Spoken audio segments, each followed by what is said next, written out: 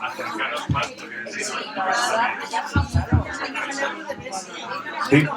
¿Se escucha bien ahí detrás? ¿Sí?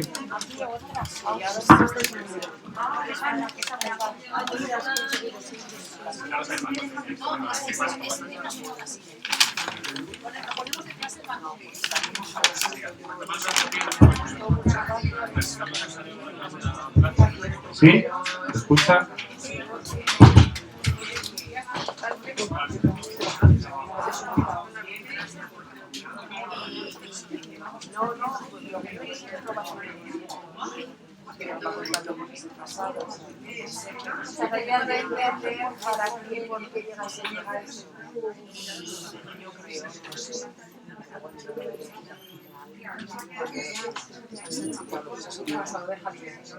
No lo sé, porque las conversaciones pero yo creo que al final él toma una decisión. Son cosas que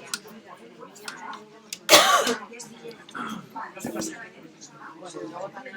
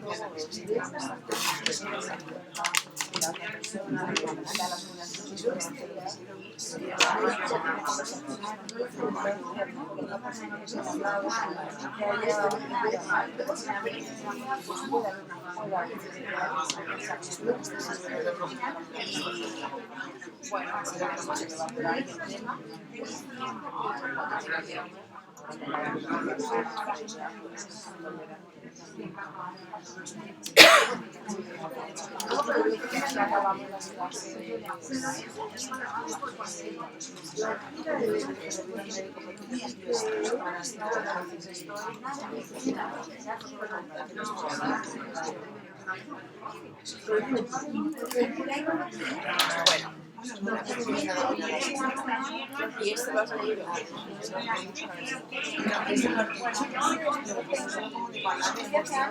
Todos los cuadernos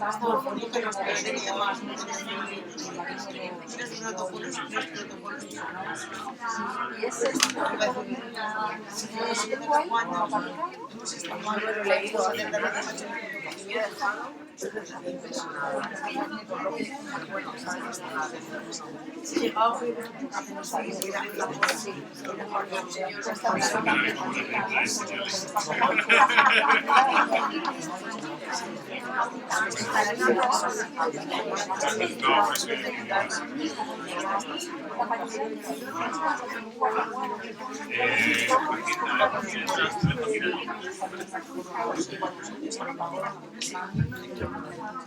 Hola, ¿se escucha bien? ¿Sí?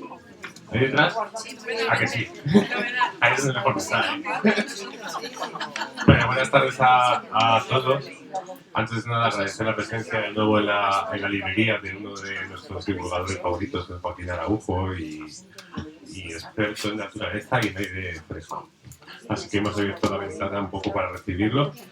Y bueno, Raúl hoy, que era quien iba a acompañar a Joaquín, no ha podido estar por motivos personales, pero bueno, hemos pedido a Isabel, que se ha brindado, así que agradezco muchísimo también a Isabel que acompañe para conversar con Joaquín y a todos vosotros, porque nos quedan 5 o 6 encuentros y nos despedimos hasta septiembre. Así que bueno, vamos a pasar un rato agradable y Joaquín, bienvenido. Isabel, muchas gracias.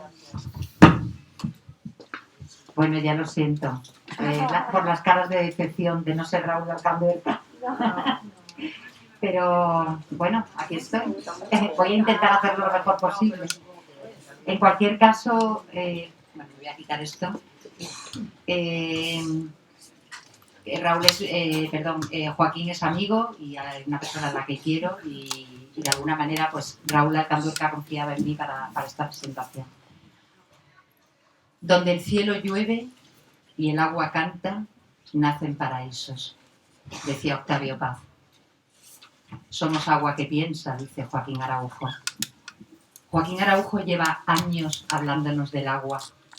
En todos sus libros el agua está presente y nos demuestra constantemente su valor y su importancia vital. Era ya necesario, después de bosques y árboles, detenerse en este elemento fundamental en nuestra vida y dedicarle como poco más de 300 páginas para ayudarnos a reflexionar sobre su importancia. Somos agua que piensa. No se me ocurre un título mejor para establecer esa relación de los seres humanos, que estamos compuestos por más del 90% de agua, o del planeta Tierra, cuya superficie está cubierta de agua en más del 70%, o en el aire que respiramos en forma de vapor, o en el suelo que pisamos como hidratante de la tierra y en los acuíferos con el agua. Joaquín Araujo lleva años insistiendo en que nos detengamos en el pensamiento agua como fuente de vida, para ponerla a salvo de especulaciones y codicias, para acabar con su mercantilización o su contaminación, para mostrarnos la necesidad imperiosa e inaplazable de hacer las paces con nuestros ríos y así conseguir paliar la sed de millones de personas que sufren el maltrato a los que los sometemos. Años intentando explicar el valor del agua para la vida de nuestro planeta y de los seres que la habitan.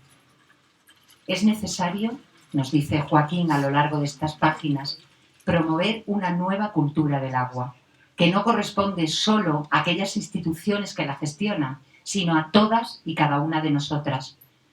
Es necesario y urgente promover y educar en una nueva relación social con el agua y en nuestra percepción y valoración ética y estética de la misma.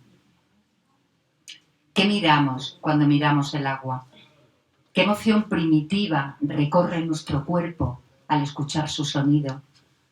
O cuando nos sumergimos en ella y nos abandonamos a su cadencia, a su temperatura, a su capacidad de hacernos más livianas, de limpiarnos la piel y el alma como una pócima o un ritual de purificación. Abandono el peso de mi mochila a la orilla de un río y me descargo de pesares para recuperar la esencia de mí misma, pienso mientras leo este libro. Recuerdo a Karen Blixen. La cura para todo siempre es el agua salada, el sudor, las lágrimas y el mar.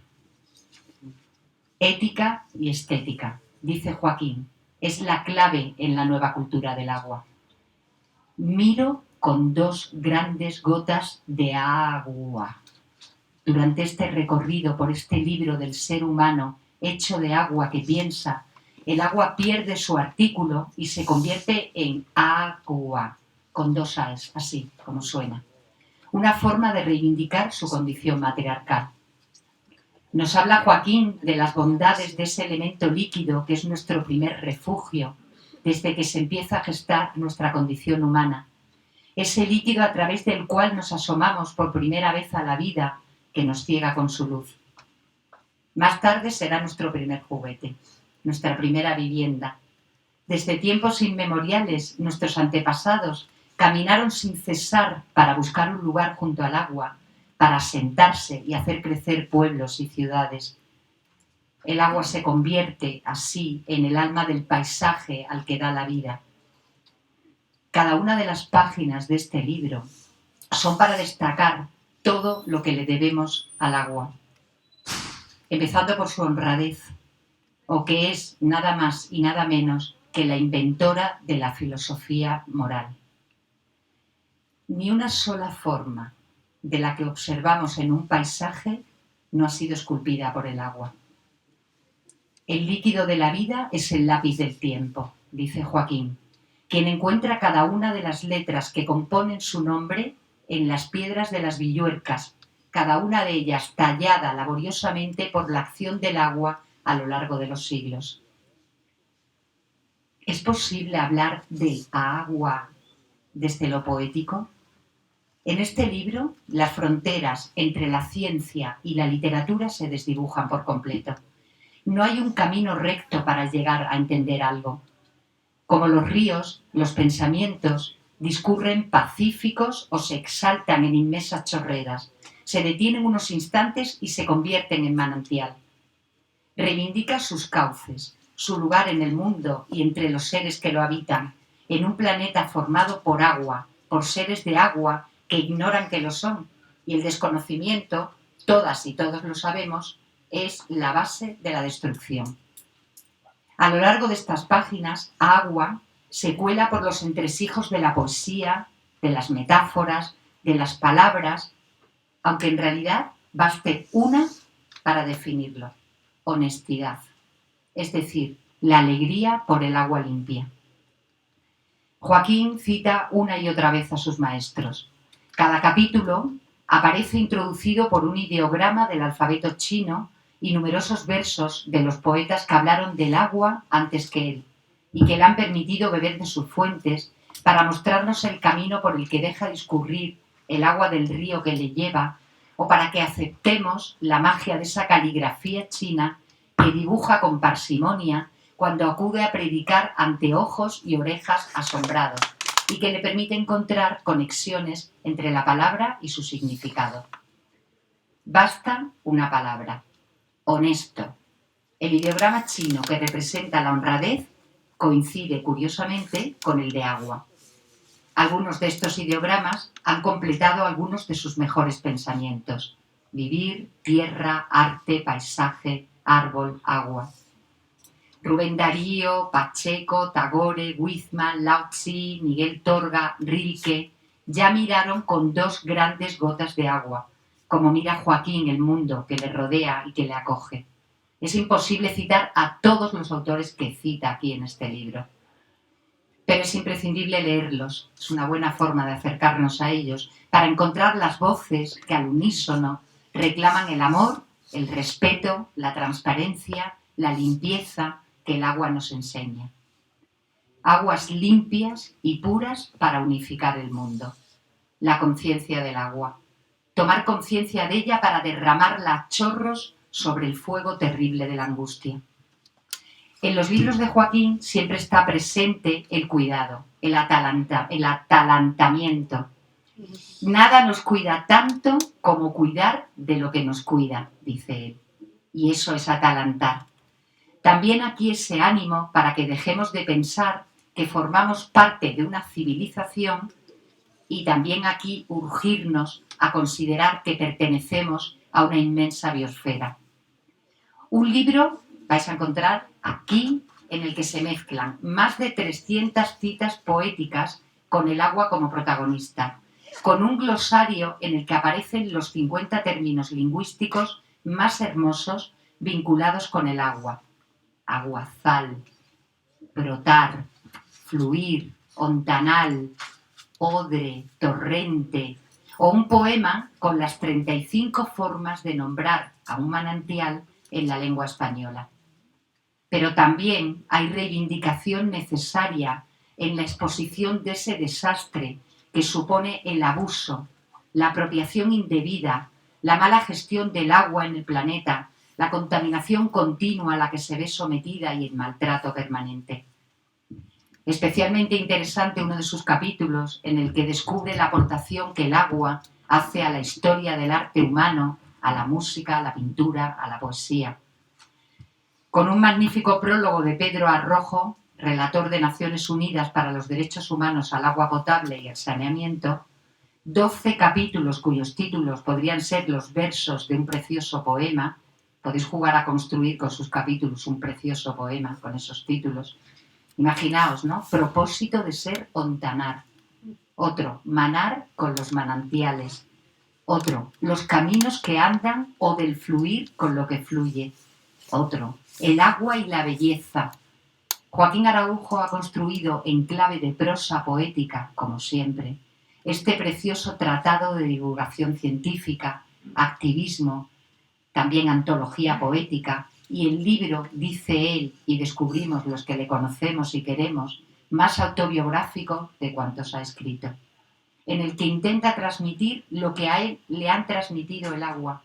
Entre otras cosas, algunas de sus experiencias vitales más extremas, que ya lo descubriréis cuando lo leáis, pero también la felicidad que le produce vivir cerca de ella. Yo tengo una imagen de Joaquín que siempre queda en mi memoria y que la tendré siempre nítida y muy vívida dentro de mí.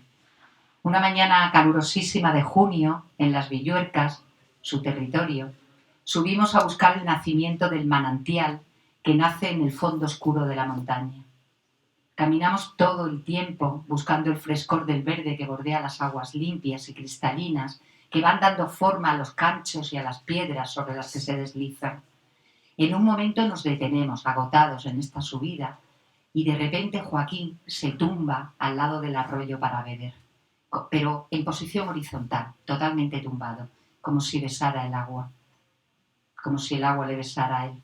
Esa es la imagen que conservo en mi memoria, la de Joaquín besando el agua, dejándose besar por ella, bañado en la luz que se cuela por las verdes hojas, agradecido y feliz.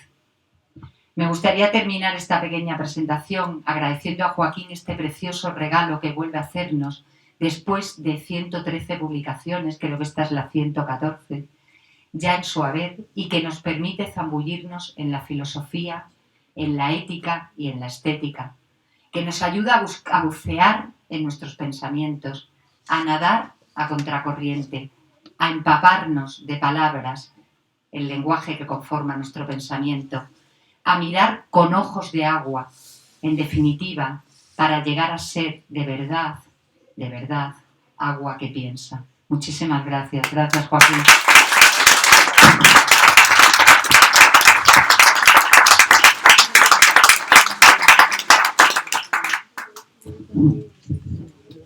Debería callarme, ¿no? ¿Para qué añadir nada más? De las gracias son pocas, ¿no?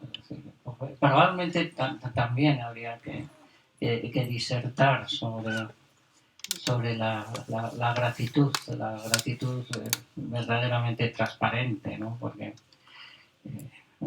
bueno, me has desbordado. Ya hay que usar términos. Bueno, se podría perfectamente urdir una de estas formas de que las palabras nos asistan, ¿no? Confluimos tanto, Isabel, que consigues desbordarme. Yo soy un pequeño afluente de todo lo que llevamos íntimamente impreso en esa agua que piensa, en esa agua que, aun estando encarcelada en una cajita ósea, que es nuestro cráneo, pues es capaz de alumbrar otro término. Probablemente el más hermoso de todos los que tienen que ver con la forma probablemente más intensa en que la vida se manifiesta en este planeta. Ese instante en que el agua surge de las oscuras profundidades, a veces tras estar varios años recorriendo las entrañas de la Tierra, y de pronto aparece y provoca un chisporroteo. La luz se convierte en amante del agua y se produce a su vez el alumbramiento y el deslumbramiento.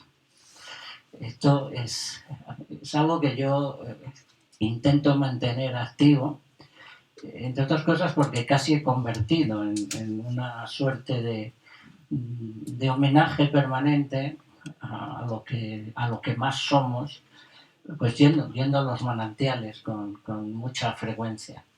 Incluso obsequiándome a mí, a mis amigos y a mi familia con el agua que solo ha tenido unos instantes, a veces unos segundos de contacto con la luz, y la recojo para que sea el agua de alimentar a todo lo que generalmente preferimos. Si somos agua que piensa, yo creo que pues habría que plantearse, ¿no? que que las ideas nadan, que los recuerdos bucean, que las emociones son zambullidas. Y como estamos en una casa de los libros y de la literatura, que las palabras todas son un cardumen espectacular de pececillos de todos los colores y de todos los tamaños que andan brujuleando ahí dentro de nuestro cerebro. Y como la base de toda posible creatividad también es imposible sin estar empapados como estamos, la vida es algo mojado. Pues pensemos que las palabras tienen ese vínculo también, que son parte de los caminos que andan, son parte de las aguas entrañadas, son parte de esas dos grandes gotas de agua con las que miramos, que tú has recordado en la presentación, ¿no? El día que yo descubrí precisamente este rasgo que he incorporado, es la primera frase de mi semblanza: miro con dos grandes gotas de agua, me habitan inmensidades y soledades. Así empiezo la descripción de mi propio estar en el mundo. Y inmediatamente algo que entronca con los mejores perfiles de la emoción ante la belleza, porque el agua inventó la belleza, así de claro. No solo por lo que tú has recordado en la presentación, ¿no? Quizás la mejor forma que creo, sí, está en el libro, sí. Aunque mi memoria a veces titubea, en el libro recuerdo que Albert Camus mantiene que la tarea del artista es dar forma. Si la tarea del artista es dar forma, ¿cómo calificar a lo que ha dado forma absolutamente a todas las cosas? Absolutamente. Es que además es un absoluto cuidado, que hay que rehuir de una consideración de este estilo, ¿no? El todo hay que tener mucho cuidado con él, ¿no? Es una trampa para el intelecto y para la comprensión, ¿no? Porque, entre otras cosas, porque la nada es mucho más grande que el todo, y entonces hay que tener mucho cuidadito. Nada hay más tanto que en la nada, ¿no? Entonces es esto que nos cuentan los físicos. Bueno, pero cuando nos referimos a lo que sí podemos compartir, identificar, pues da esa espeluznante realidad, ¿no? Nada de lo que miramos, nada de lo que nos acompaña, estemos o no estemos delante, sea natural o sea lo más artificial del mundo, todo ha sido en parte y casi todo en gran medida pues formado por el agua. No hay forma de ser si no te forma el agua. Y este es un juego intencionado de palabras. Y no hay forma de entender lo que es la vida sin la conformidad del agua con todas las formas. Fijaros la pirueta que estoy intentando compartir con vosotros. Solo eso ya motiva pues no solo un libro en el que queda bastante claro, en primer lugar, la relación del agua con la creatividad. Son más de 300 asomos a pasajes literarios y sobre todo poéticos en los que auténticos maestros del arte de escribir se han acordado del agua, ¿no? Pero probablemente haya que acordarse de St. John Peirce, ¿no? que dice: el agua más pura que en sueños, gracias te sean dadas por no ser solo un sueño, ¿no? Pero es que soñamos con agua, o si preferís, es que el agua nos tenía soñados a todos. O si queréis, ¿qué es ese aflorar, esos 4 pececillos que salen del gran cardumen que nada en nuestro cerebro para abrir un verso? Eso a lo mejor son los sueños que la misma naturaleza tiene y que nos utiliza como mediums. ¿Os acordáis? Lorca poeta es el medium de la naturaleza. Somos mediums. La naturaleza sueña cosas y nos convierte en emisarios de esa realidad. Y nos premia con otro aspecto que pasa tan inadvertido que creo que conviene recordarlo, ¿no? Yo lo descubrí, compartimos un acto poético en Portugal con las aguas que nos habíamos... Era en Mondego, ¿no? No, sí, en Mondego, sí. Es que hubo un recital poético con todos los intervinientes metidos en el agua, ¿no? que tenía mucho sentido, y además con los amigos portugueses que son absolutamente... siguen salvando un poco nada salva más la identidad española que lo portugués. Sí, estoy convencido. La primera equivocación de esta aturdida nación de farsantes que es este país es no ser portugueses, así de claro. Bueno, pues precisamente en un río que no era portugués sino galego, y concretamente en el gran río de la Terra Galega, yo descubrí otro aspecto que considero fundamental para escribir este libro y para intentar asomarse a la comprensión, ¿no? Y es que el agua tiene los colores de todos los ojos que la han mirado. Mire quien mire al agua, se va a encontrar con su propio instrumento de conectarse a lo viviente, ¿no? Y si todavía somos un poco más amables con nosotros mismos, pues hacemos lo que ha descrito Isabel, que yo soy un poco, no sé cómo llamarle, ritual, si queréis, ¿no? Pero no puedo, por menos que en cualquier charco, en cualquier mínimo curso de agua, con tal de que esté un poquito limpia, yo me lanzo de bruces al suelo para beber. Pero es que esto que yo mantengo incluso en mi libro El placer de contemplar, también digo que contemplar erguido tampoco te da una dimensión aceptable de lo que es el entorno, ¿no? La horizontalidad es fundamental para entender bastantes situaciones. Y cuando se trata de besar al principio de todas las cosas, o de que te bese, o de que te nade por dentro, pues evidentemente el gesto no debe ser llevado a cabo en posición erguida. Por mucho que una de las posibles buenas definiciones que me sugirió el agua, casi todo lo que se escribe es una sugerencia del entorno, es que tenemos un especial parentesco con los árboles porque ellos y nosotros somos agua hervida, agua puesta de pie. Aún así hay que tumbarse para beber.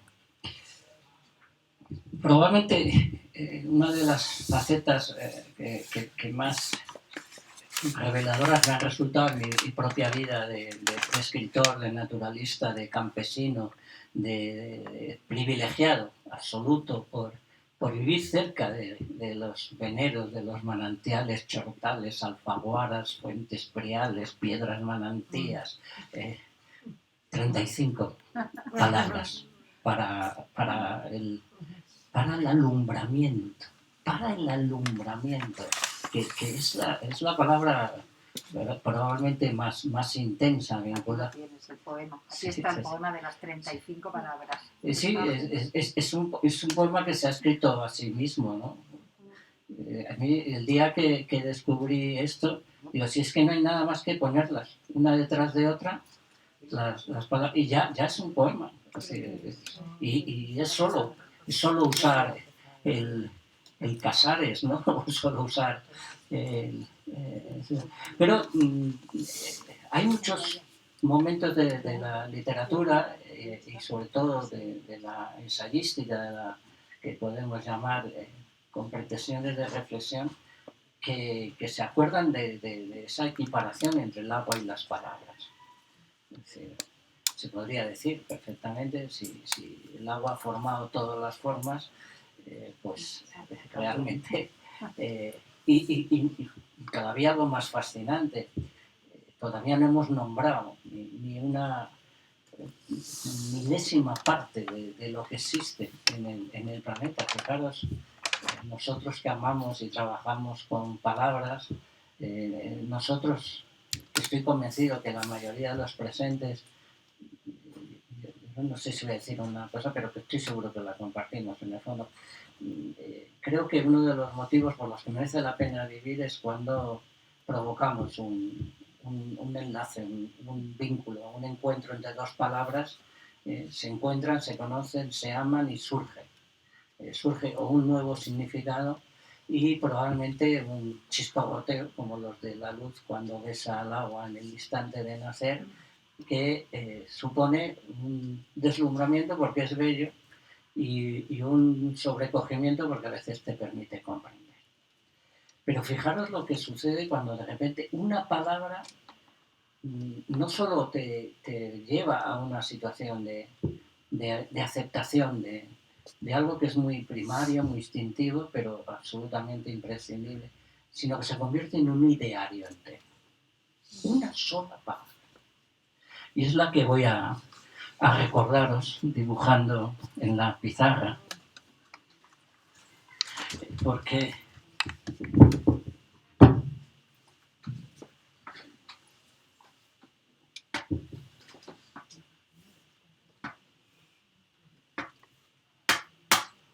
está en el libro, pero esta palabra es honesto.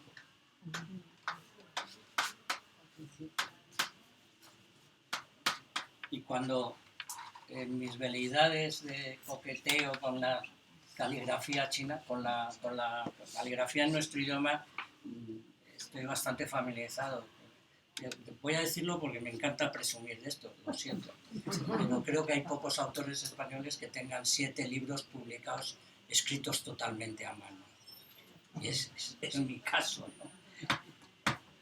Es también rebeldía, ¿eh? Lo de escribir a mano es rebeldía contra el azacanamiento de esta sociedad, es hacer un canto a la lentitud. Llevo años también proponiendo que la academia acepte la palabra lentear, que es absolutamente necesario. Bueno, que honesto, traducido a nuestro idioma, significa la alegría al contemplar el agua limpia. Es pura epifanía. Es como que de pronto empiezas a dar, pero ¿por qué? Y yo tuve la suerte de tenemos para borrar para luego pintar otra. Tuve la suerte de dedicarle bastante tiempo a estrujar esas gotitas que funcionan ahí en mi cerebro para sacar el máximo de conexiones, ¿no? Justificar al máximo esta genialidad. Es una absoluta genialidad. Hay que tener en cuenta que en el tronco oriental, sobre todo el taoísmo, hay una clara vinculación entre el agua y lo mejor que podemos tener. El pasaje del libro del Tao que dice el hombre de bondad superior es como el agua, es una proposición absolutamente, es una profundidad extraordinaria, ¿no? Es ¿por qué hay que comparar la bondad posible en nosotros los humanos con la conducta absolutamente incansable, incesante del agua? Pues porque el agua es para todos, sin excepción. Crea el gran vínculo de la verdadera fraternidad y sobre todo no descansa. Lo de no descansar es muy propositivo, ¿no?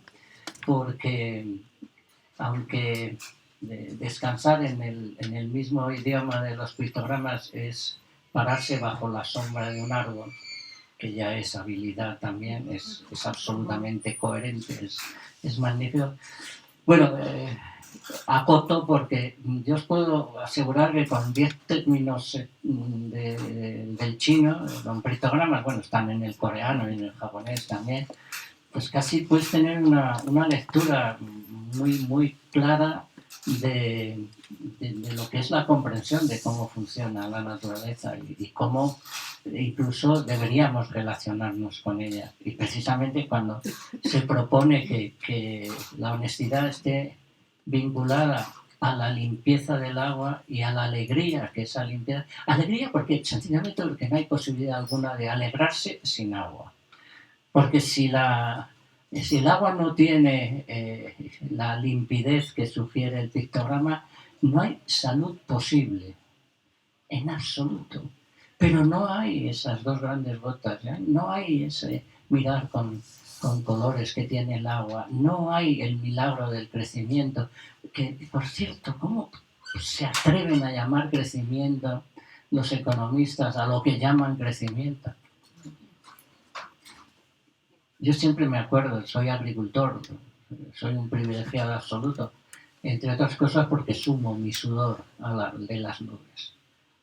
¡Qué privilegio! Sudamos con agua. Es una de las cosas más hermosas que se pueden hacer.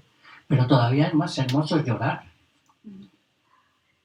Y lloramos con pequeños, diminutos emisarios del océano, de la mar océano. Porque lloramos agua salada. ¿Cómo no relacionar con la alegría de vivir, con la honestidad, ¿no? Esa composición ya a escala absolutamente microscópica, ¿no? 31 billones de células nos forman y todas y cada una de ellas contienen una pequeña gota de agua marina. Lorca lo dice en un poema precioso. Tu sangre es el mar. La composición de la sangre es mayoritariamente agua, pero además agua marina, ¿no? Pero en un momento como el que estamos atravesando ahora, esta terrible circunstancia de que empieza a escasear el agua en todas partes, en que encontrarse con esa posibilidad de honestidad, porque el agua está limpia, empieza a costar, ¿eh? Cuando precisamente la primera consecuencia fatal de la catástrofe climática va a ser la sequía que aumenta todavía más el aumento de temperaturas. Cuando en realidad se puede hablar de una terrorífica sequía de ideas, de sensibilidades, de apreciaciones, de vínculos con lo que nos hace posible, pues habría que decir algo tan, creo, contundente, pero para mí absolutamente obvio, ¿no? Nada sería más revolucionario ahora mismo que ser simplemente honestos. Sí. Y si quieren una provocación, sí, bastaría con que los gobiernos cumplieran sus propias leyes. La habríamos liado. Es tal disparate el funcionamiento de esta sociedad en estos momentos, es tal la cantidad de auténticas agresiones, delirantes, torpezas con lo que nos hace posibles, y en la acumulación de heridas, de auténticos desacatos al agua es apabullante, y no voy a dar cifras para que nuestro encuentro de esta tarde tenga más el lado de la alegría al contemplar el agua limpia. La realidad es que, fíjense, me llamó mucho también la atención, porque no solamente a veces te encuentras con comprensiones tan espectaculares como la de encontrarte con ese pictograma de honesto. La palabra honrado ya en nuestro cuerpo lingüístico, en las lenguas latinas o romances, resulta que honrado significa honrar, más bien, significa intentar mantener o mantener, sin el intento, mantener el buen nombre, el prestigio de tus antecesores. Aquello de honrar a tus mayores. Bueno, pero es que tu mayor más importante, tu antecesor más importante es el agua. Todos somos criaturas del agua y todos participamos del desideratum de siendo múltiple la multiplicidad de los perfiles de los seres humanos y siendo todavía más múltiple la multiplicidad de todas las formas que la historia de la vida ha puesto a funcionar sobre la piel del mundo, y el milagro de convertir en cierta coherencia, en cierto nosotros, en unidad, en la máxima multiplicidad lo logra el agua. El agua nos dice que somos uno. Es prácticamente la conciliación de contrarios, es casi un koan, ¿no? Es casi una iluminación de corte zen, ¿no? Pues es así lo que aprendí, ¿no? Del pictograma. Pero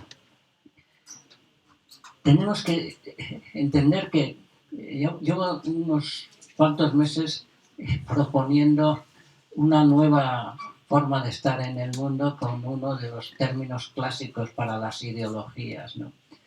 El anuestrismo. Fíjense, ni fascismo, ni comunismo, ni nada. Lo que en estos momentos estamos necesitando es recuperar con la máxima intensidad aquello de la fraternidad. Porque si hay fraternidad hay igualdad, y si hay fraternidad hay libertad, y bueno, todos sabemos de dónde viene el triplete de desiderandos que jamás se han logrado, ¿no? En ningún momento. Pero que es que ahora, cuando se está demoliendo el mundo a golpes de torpeza, de incompetencia y de mucha maldad, de la banal maldad, que decía Hannah Arendt, pues es que todavía necesitamos más ese ejemplo del agua que nos está convirtiendo en hermanos. Todos somos infinitamente más hermanos de agua que hermanos de sangre, o hermanos de clase zoológica, o hermanos de sistema natural, o hermanos de paisaje. Y por tanto es absolutamente necesario, ¿no? Es necesario regar el ideario que todavía juega, está jugando con todos los futuros de todos los posibles.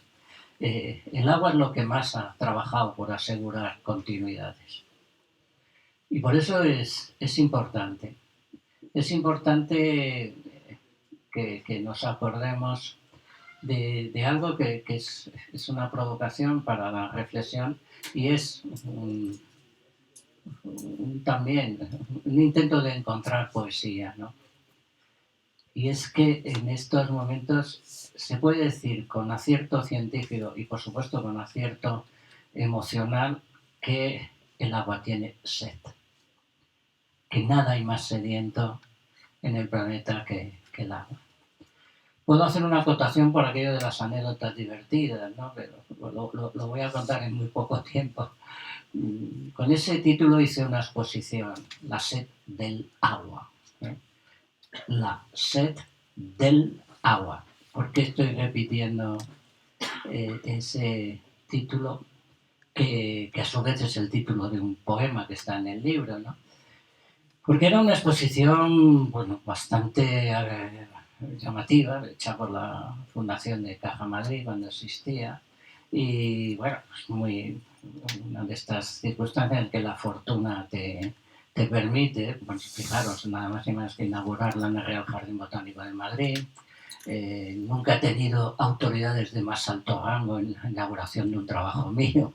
Estaba la ministra, la primera ministra de Medio Ambiente, Isabel Tocino, estaba el alcalde de Madrid, estaba el malhadado Miguel Blesa, que a alguien le sonará, supongo, ese nombre, y demás, ¿no? Y estaba, bueno, pues, varias máximas autoridades del Consejo Superior de Investigación. Y la anécdota es que la ministra se olvidó de la L en su Es como si tú te hubieras olvidado de que yo soy Joaquín Araujo en la presentación, porque es lo más importante del título y de la exposición, era identificar como sedienta al agua. Bueno, fue bochornoso, fueron estas cosas, lo cuento también en el libro, claro, que una autoridad que en teoría debe tener un grado de percepción, o que por lo menos sus asesores le tienen que haber puesto un papelito para que lo leyera, pues se pasó toda su presentación hablando de que sí, que todo tiene mucha sed, que mucha más agua para las ciudades, que mucha más agua para todos los convencionales usos comerciales, productivos y sobre todo contaminadores del agua, claro. Imaginaros la situación. Y la sed del agua era ponerse en el lugar de lo que más somos, que volver a insistir sobre este parámetro. Y la exposición, que a su vez tenía documentales, que tenía catálogo bien amplio y bien detallado, pues era simplemente explicar por qué tiene sed el agua. Y el agua tiene sed, de miradas admiradas, tiene sed de cauces y tapias, tiene sed de sedientos limpios, de riegos ajustados a la necesidad. Tiene sed de esos sorbos de vida que necesita para seguir siendo todas las vidas. Tiene sed de ciclos no interrumpidos y tiene sed de soñadores despiertos. Y solo nosotros, los humanos, podemos dar de beber al agua. Esta es una de las formas de entender, ¿no? Yo termino con otro poema que, bueno, con otro. Si no estáis muy cansados, leo. A ver, es que ahora voy a necesitar pasar la página. Nada vive si no nada, o si no le nada, agua por dentro. Nada niega tanto a la nada como el líquido del todo. Se es acueo o no se es. Por eso nadar es ser, más que nada, lo que más es. Eres y más seres hace. Nadas y desandas la historia de los bípedos terrestres. Nadas y el disolvente universal disuelve en su densidad tu peso. Nadas y el hundido te eleva a su alto horizonte, a esa línea de flotación para los acuáticos y los terrestres. Nadas y eres acariciado por la esencia de todas las cosas. Nadas y tu cuerpo, ahora más joven, comprende por qué agua vence al tiempo.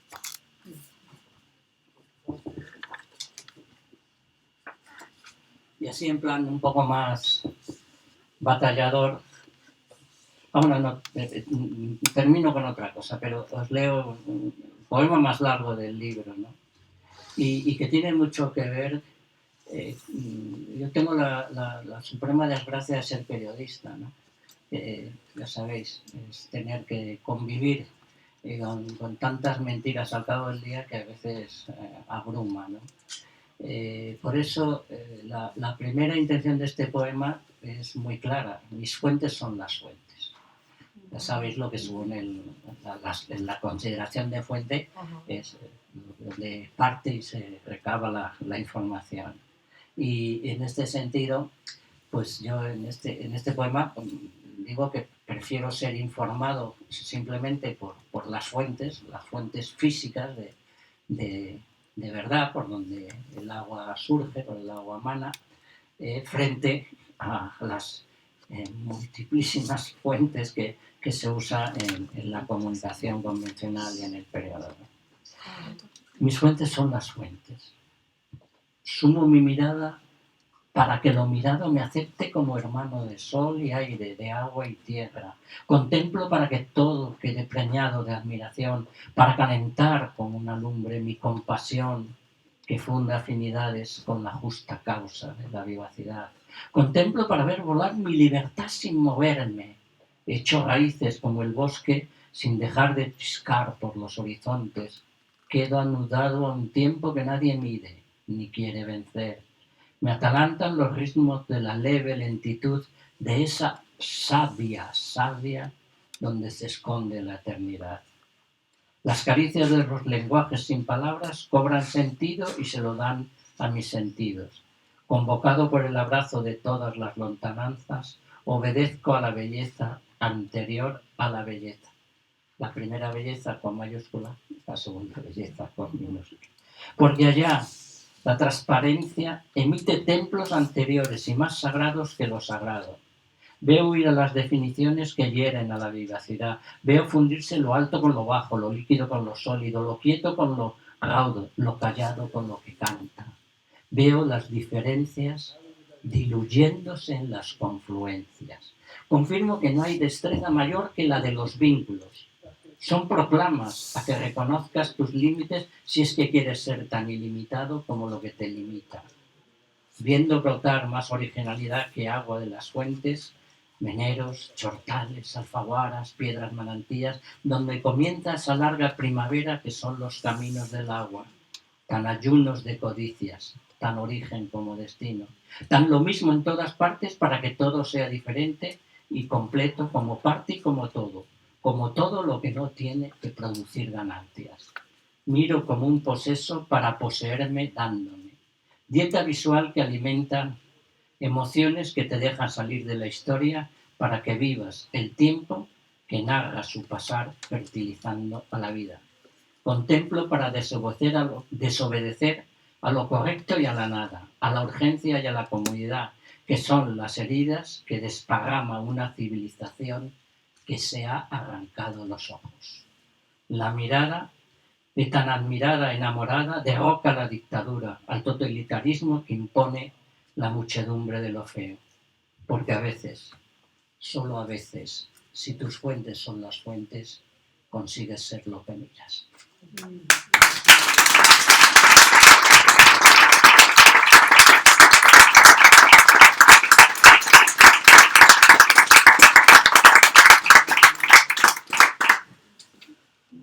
¿Por qué hay que dar de beber al agua? Para que sea posible esto.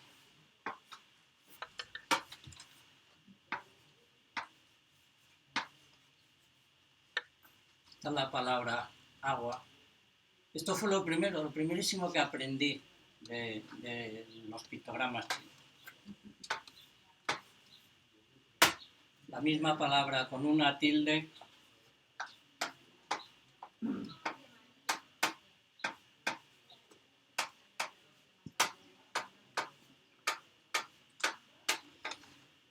Es eternidad.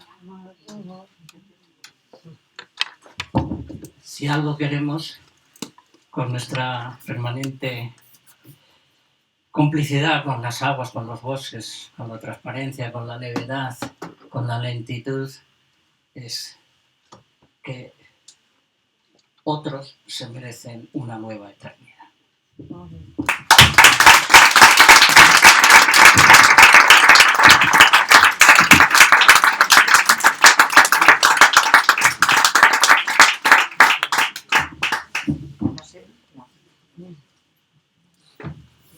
Ahora, yo creo que ahora, ¿no? No, ¿No? ¿Todavía no? No. Ahora. Bueno, no sé si queréis hacer alguna pregunta, aprovechando que tenéis aquí a Joaquín, alguien que haya leído ya el libro o sobre lo que ha dicho. Yo sí tengo algunas preguntas, así que si queréis, empiezo yo y luego continuáis vosotras. Bueno, sobre el título, Somos agua que piensa. Realmente somos agua que piensa, queda muy claro en el libro, queda muy claro cuando te escuchamos, pero ¿pensamos nosotros como el agua? ¿O cómo pensamos? Fíjate que ese juego de palabras está en el libro en un momento dado, ¿no? Bastante, creo que recuerdo que está bastante cerca de la culminación del final. Si somos agua que piensa, ¿por qué no pensar como el agua? Es un poco darle la vuelta al argumento, el hombre de bondad es agua y demás. Sí, y en ese primer capítulo, propósito de ser manantial, es ese, decir, que hay una posibilidad de usar como referencia moral, como referencia ética, Es más, si el agua ha inspirado, bueno, desde, yo no sé si conocéis el grandioso poema Proteo, el cuarto elemento de Borges, ¿no? Es absolutamente fantástico, ¿no? Y fijaros que desarrolla Borges en ese poema. Pues la mayor capacidad que tiene el agua. Proteo es una divinidad, es hijo de Poseidón y que puede convertirse absolutamente en cualquier ser vivo que se le antoje. Si Proteo, si quiere, se convierte en hormiga, en mariposa, en elefante, en león, en culebra y demás, ¿no? Pero es que eso es exactamente lo que hace el agua. O incluso, todavía más fascinante, si alguien participa de la reencarnación, de la creencia en la reencarnación, bueno, es lo que está haciendo constantemente el agua, se está reencarnando constantemente. Ella sí que vuelve a empezar en otros cuerpos, en otras vidas. Otra de las facetas que es el día que lo comprendes, porque realmente es fascinante. El agua es la misma desde hace 3.000 millones de años. Y por tanto ha ido cambiando de receptáculo, ya sea lugar inerte, ya sea fosa marina, cueva, pero también de todas las vidas. Entonces, lo que te viene a la cabeza y que lo ha sido abordado en bastantes ocasiones es que nosotros ahora mismo podemos perfectamente tener en nuestro organismo agua que fue lo que os apetezca pensar. Sí, podemos tener parte de lo que formó el cuerpo de no sé, de Lorca, de Cervantes, de Gandhi, de Buda, pero también podemos tener agua que fue trilobites, agua que fue secuoya hace 3 millones de años. Esta es una de las fascinaciones que tiene el agua. Pero, volviendo a tu pregunta, sí, está claro, pensamos con agua, somos agua que piensa, el desafío, esa nueva cultura, esa nueva sensibilidad, que además es urgente, porque para cómo si nos reconciliáramos con lo que somos, empezaríamos a sanar a este planeta. Pero es que, Joaquín, yo creo, no sé, en tu libro también lo dices, yo creo que hemos banalizado completamente el origen, el uso, el consumo del agua. O sea, nosotros lo tenemos muy fácil. La relación nuestra con el agua es una relación de abrir un grifo para llenar un vaso. ¿Dónde está esa relación de conocimiento real del agua? Esa es una de las terribles. Es prácticamente una tragedia. Y como digo a veces, y todavía es más tragedia que seamos pocos los que consideramos que es una tragedia. Es eso. O sea, el grifo hace incomprender absolutamente lo que es el agua. El grifo es una trampa mortal para la comprensión y para la sensibilidad. Es que es fantástico, porque evidentemente tiene muchísimas cosas que son verdaderamente apreciables, entre las cosas la higiene, es decir, el agua por supuesto es la base de toda higiene, el agua lo limpia todo y la verdadera catástrofe es cuando nosotros dejamos de limpiar a lo que nos limpia, cuando estamos obligados por ley. Hago una acotación de mi perfil ecologista.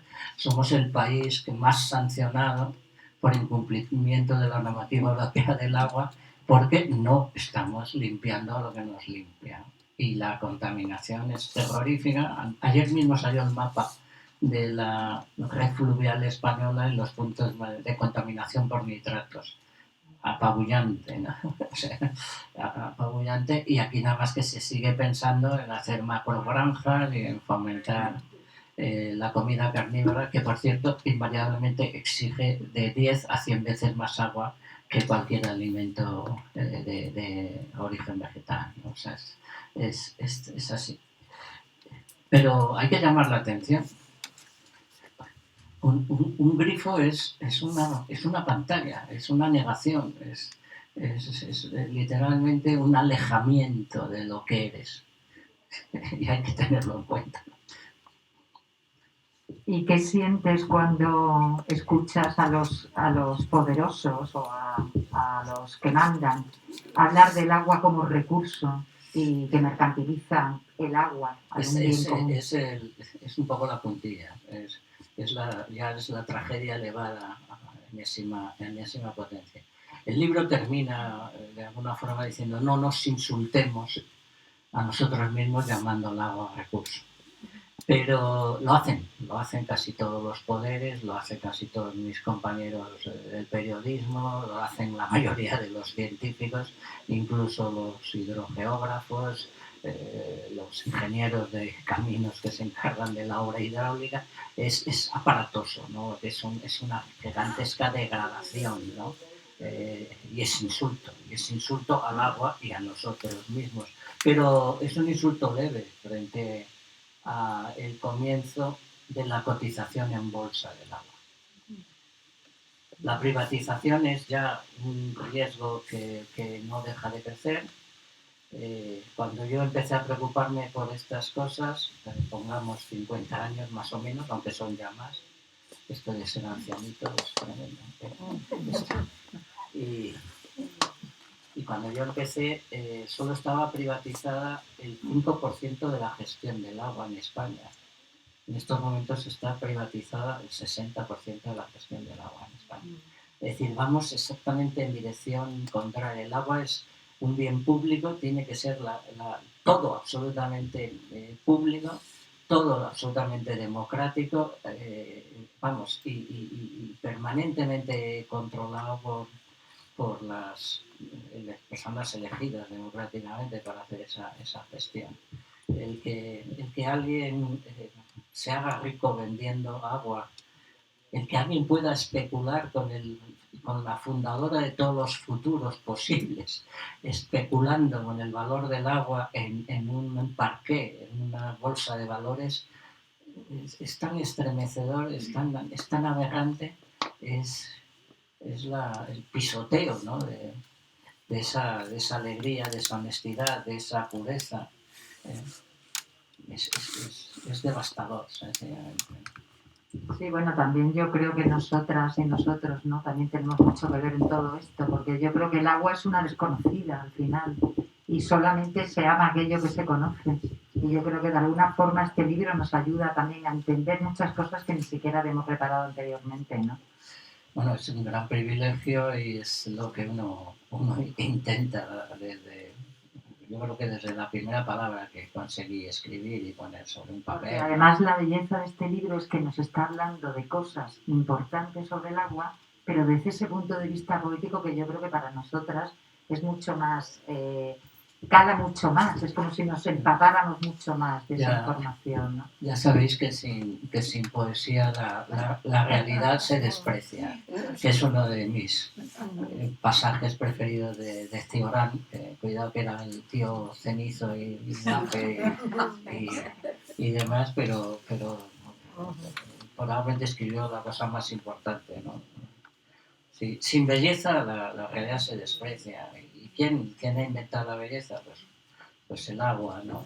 Y después de la luz, lo primero, luego el agua, y luego cuando se juntan y pum, aparece la clorofila, se acaba de cerrar el primer gran conjunto de fuerzas creadoras de la belleza, ¿no? Por tanto... Claro, yo creo que esa es una de las grandes virtudes que tienen los libros de Joaquín, que nos van inoculando muchas ideas a partir de la belleza. Y eso, bueno, pues nos va entrando, nos va calando y al final hace su efecto. No sé si queréis alguna o alguno preguntar algo. Pues para terminar, yo, claro, quería recordarte que hay unos aguazares en Salamanca que llevan tu nombre y a mí me gustaría que hablaras. Supongo que le tienes mucho cariño tú a esos aguazares. Es tremendo. Yo no sé qué he hecho, la verdad. Y no tengo nada de falsa modestia. Más bien puedo decir que tiendo a ser presumido, ¿verdad? Y hasta detesto la falsa modestia. Me parece uno de los casi arteros movimientos de los que te van a engañar, ¿no? Si alguien viene con mucha modestia, cuidadito, que con una mucha modestia y muchas sonrisitas así, y se te la va a clavar. Sí, no. Y sin ser falso modestia, pues modesto, estoy tan absolutamente desbordado. Es que hay 14 cosas que le han puesto mi nombre en este país. Es que yo no sé de dónde nace eso. Es una absoluta locura.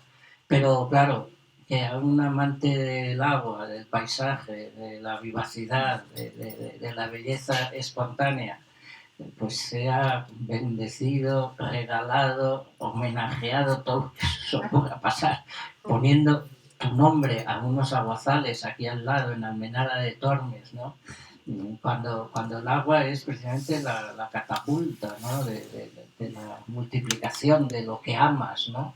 Y como además soy geógrafo, que un lugar físico lleve mi nombre es como algo, y todo pues por la bondad de alguien que sí realmente es como el agua, que es Raúl Tapia, y que por amistad pues ha bautizado a esas 3 lagunas preciosas y atestadas de vida. 45 cantos diferentes de aves localicé un día en mis propios aguazales.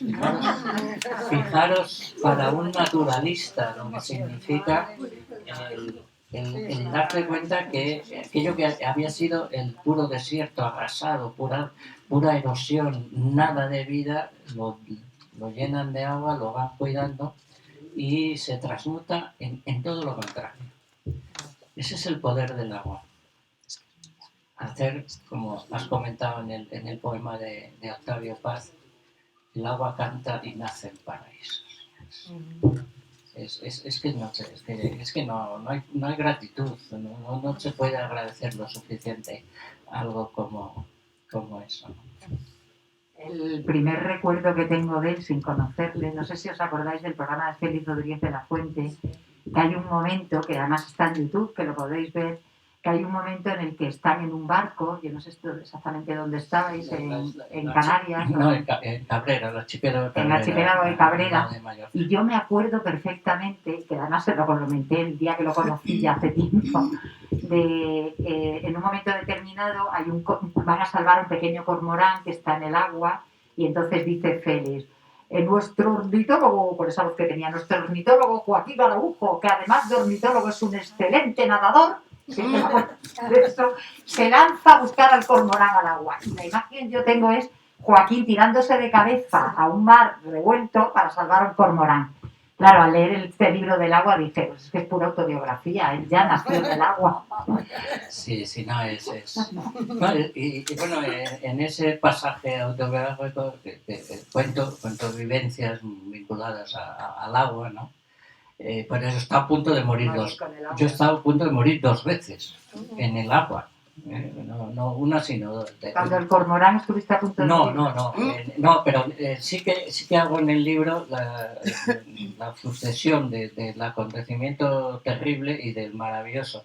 Yo pude morir a 1 kilómetro del sitio que me hizo famoso, porque es que además hasta cierto punto es detestable, ¿no? Tú sales unos segundos en televisión y de pronto te conoce de todo el mundo, claro. Tener en cuenta que cuando se estrenó ese documental, El hombre y la tierra, solo existía una cadena de televisión y el mínimo de audiencia que tenía todos los viernes por la noche eran 18 millones de personas. Claro, como 3.000 campañas de publicidad encadenadas y gratuitas, que tú salieras allí como una suerte de Tarzán y todas estas cosas. y demás. Y bueno, que han pasado 40 y muchos años, 46 o 47 años han pasado de aquello, y todavía me paran por la calle para decirme, tú eras el que te tiraste a salvar al cormorán. Pero en ese mismo lugar me despeñé por intentar coger a otro cormorán para ponerle una anillita para hacer un estudio ornitológico. Me despeñé por un acantilado y me faltó realmente poco para no estar aquí, ¿no? Perdí esto es un poco, no sé, es un poco escatológico, o sea, perdí una 1/4 parte de mi glúteo izquierdo, se quedó allí en la isla de Cabrera. con lo cual puedo presumir de haber alimentado a las gaviotas. Bueno, pues yo creo que ya está por hoy, ¿no? ¿Te parece? Así lo dejamos en el glúteo y en el alimento de las Ya gaviotas. sabes que el agua no descansa. Muchísimas gracias a todas por estar aquí. Gracias a Joaquín por este libro también.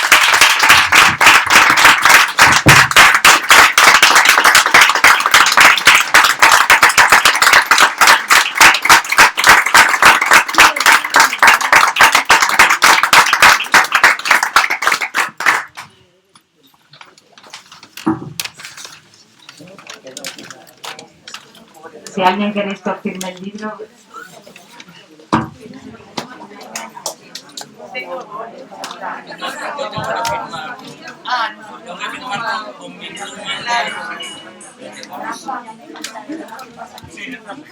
No habéis bebido ni una gota de agua.